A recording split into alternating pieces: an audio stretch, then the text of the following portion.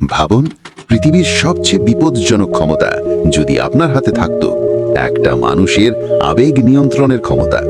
না অন্যের, না নিজের আবেগের উপর পূর্ণ নিয়ন্ত্রণ। এটাই আয়ানোগোজির সবচেয়ে বড় শক্তি।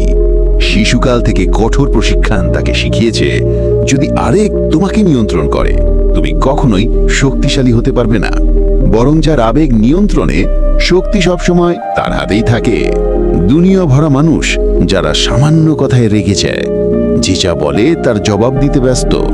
তারা ভাবে এটাই চালাকি, কিন্তু আসলে কেউ তাদের আবেগকে নাড়া দিলেই তারা পুতুদের মতো নাচে।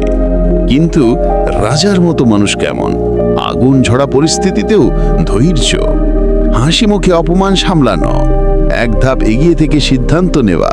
রাজা কখনো তাড়াহুড়ো করে না, চুপচাপ খেলা দেখে, তারপর খেলা নিজের নিয়মে চালায়।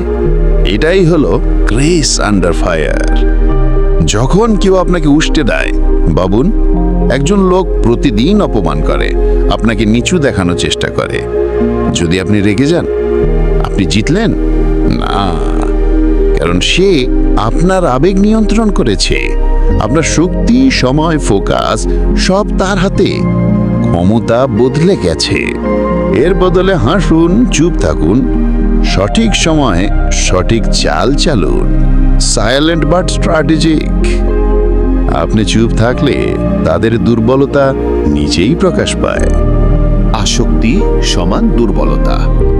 যখন আপনি কোনো কিছুর প্রতি অতিরিক্ত অ্যাটাচড হয়ে পড়েন, মানুষ, টাকা, ফোন, ইমেজ, তখন আপনি অন্ধ হয়ে যান।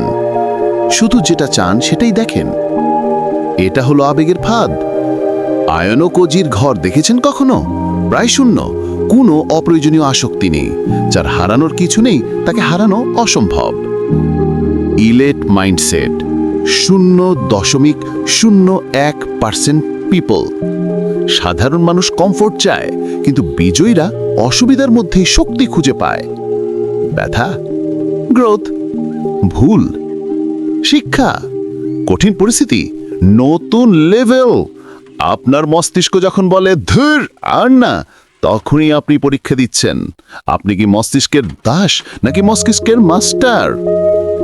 আবেগ নিয়ন্ত্রণ সমান অনুশীলন। এটা কোনো ওয়ান ভিডিও ম্যাজিক নয়, নিয়মিত অনুশীলন লাগে। মেডিটেশন বৈজ্ঞানিকভাবে প্রমাণিত আপনাকে শান্ত করতে, সেরোটোনিন বাড়াতে, শার্প সিদ্ধান্ত নিতে সাহায্য করে। শেষ পর্ব, রাজাদের চিন্তা ভাবনা। যখন কেউ অপমান করে, বলুন, এটার কি সত্যি কোনো মূল্য আছে? 10 বছর পরে কি এটা মনে থাকবে? মৃত্যুসজ্জায় কি এটা নিয়ে আফসোস হবে? না। তাই কোনো কিছু ব্যক্তিগতভাবে নেবেন না।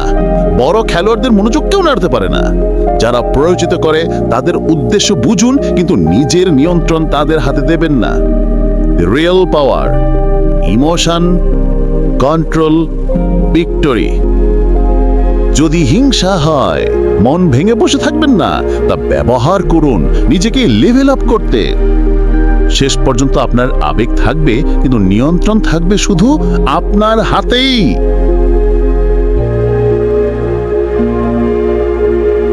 আপনি কি সেই 0.01% ইলিট মানুষের একজন হতে চান, যারা আবেগকে দমন করে জীবনকে নিজের মতো চালায়? তাহলে এই ভিডিওই আপনার শুরু। লিখে রাখুন, প্র্যাকটিস করুন এবং ধীরে ধীরে একজন শান্ত রাজা হয়ে উঠুন। নিচে কমেন্টে লিখে জানান আপনি কোন আবেগের সাথে সবচেয়ে বেশি লড়াই করেন।